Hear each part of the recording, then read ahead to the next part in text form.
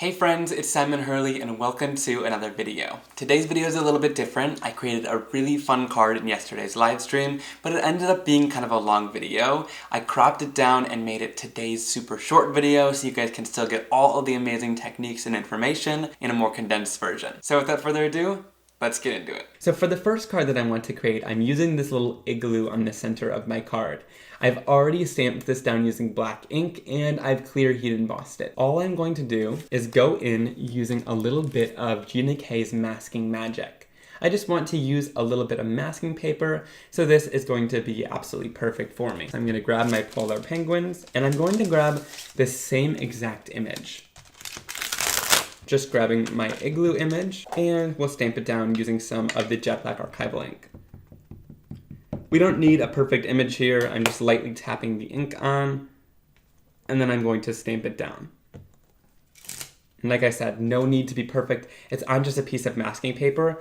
All we need to make sure of is that we've got the generic outline there, and that's all that really matters. And I'm just going to go in and cut this out.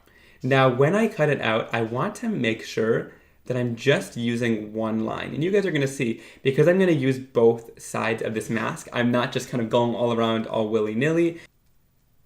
So, once we've got this all cut out, here's the reason why I cut only with one line going in. Because when we stick this down, we can either use the inside of the igloo or the actual igloo to mask the outside. I can use this to then blend a little bit of gray on the inside of the igloo to remove that backing paper. All right, and then all we have to do is just line it up with the edge. All right, that's perfect. Some mint tape. I want to mask off what the horizon would be. And I think it would be right there, because the igloo is gonna be kind of circular, so this front part is gonna come over the line, and then this is gonna be right on the line. All right, so let's go in then with a little bit of woof, which is my lighter gray color. And then I'll bring this color in right on the edge. And I want to make it look like ice. So basically, when you're trying to make anything look like white ice, you want to go in with a little bit of gray. And the reasoning is because anything that's white is going to have a little bit of shadow and dimension to it. So you always want to use a little bit of gray to bring it to life and give it a little bit of dimension there. We want to add a little bit more ink inside there because we're not going to add the color inside there because it's the inside. We're going to go in with our tape once again, but this time we're going to tape off this half.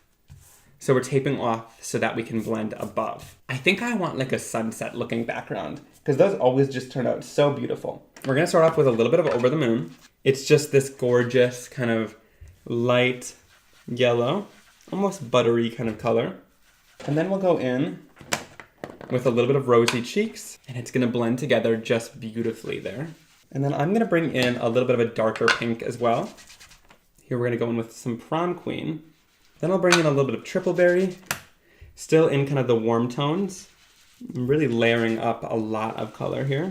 I'm gonna go in with a little bit of Crown Me next. And this is where we're gonna start bringing in kind of the more blue tones at the top. And then I'll bring in Midnight Snap, which is just this gorgeous royal blue color. It's what we released in the Lunar paste. That is like always my favorite blend. And then if you want to, you can go in a tiny bit of water if you want to add a little star looking texture, because my inks react beautifully with water. And so that little bit of water on there is just going to give some texture and kind of intensify that background. So let's lift this off. And check that out. I told you guys it's completely worth masking off an image like this because you are going to have it completely white after you've done your whole beautiful background, and I love how that looks. All right, so when it comes now to doing the igloo, I still do want to add a little bit of shading to that, and this is where this mask is going to come in handy. Peel off the backing, and this is where I said it was really important to keep it all intact, because when you line it up, you just want to line up all the edges and then place it down. And here, instead of blending all over, I'm just going to go in from one of the edges and blend that in. And then we'll go in from the other edge And the reason why we leave the center highlighted like that is because it gives it this circular look.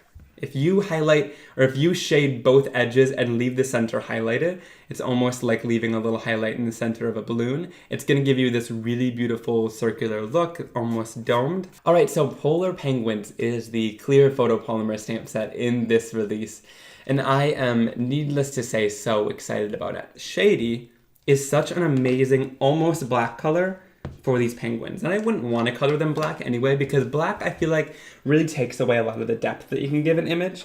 So that's why I love using just these. So I'm gonna go in here, and I always like to start off my watercoloring with adding down a layer of water to the section that I'm about to color. It really is going to help you out. So if you struggle with watercolor, be sure to do this first.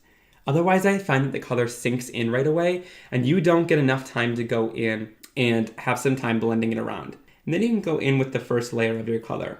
So here I'm using Shady, and I've added a little bit of water to it as well to kind of dilute the color just a little bit to the top and paint the outside edge there too. With the second layer, we can go in with a lot less water and go in and add our shading. So here you can see the color is a lot darker, and you can add it to different sections. So I'm gonna add it to right underneath his scarf, right there, under his arm. And then I'll add a little bit here above his scarf as well. And you guys can see this is what I'm talking about, where you can really add lots of shading and dimension with the gray shady color. Whereas if you just had a black color, you wouldn't be able to add all that dimension.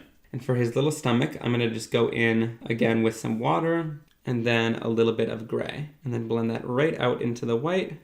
We didn't paint his scarf. We're gonna bring in Lunar paste to do that. So I've got a little bit of Game Over and a little bit of Fake Plant, and I'm just going to bring in one of my brushes that I was just using. This is just one of the Ranger Artist brushes. I really love them. And I'll just go in to these little areas and add this Lunar paste. And this is a really great way to add Lunar paste into smaller little details. It's really easy to stay inside the lines, especially when they're clear heat embossed like this. So worth just spending a little bit of extra time to go in and do some little details like this. When you're making a card, it's all of the little details that really count. When this paste dries, it does harden, so you want to make sure, just like any other paint, that you're not going to ruin your brush, so you want to make sure you just clean it out. And let me know in the comments right now if you guys would do this little detail work, or would you skip it? You've got a nice shine to his scarf, and then it just brings that bold color in there as well. Fussy cutting with our Spring Assist scissors.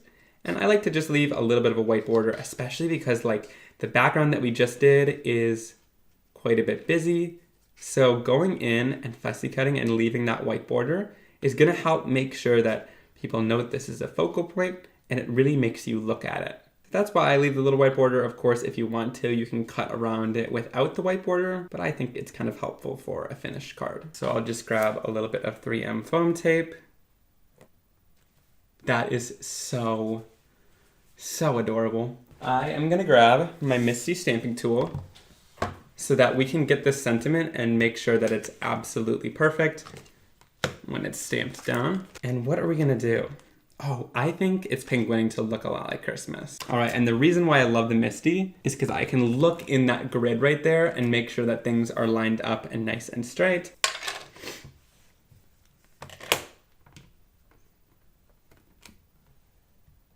I can also, if I need to, if I want to make it look darker, double stamp that down. So this is the card we created together today. I hope you guys enjoyed doing it as well. Alright you guys, I hope you really enjoyed that video. There's links down below to the new Christmas in July release, and using those links helps support me, so I really appreciate it. I hope to see you guys very soon for another card making and crafting video. Have a great day. Bye!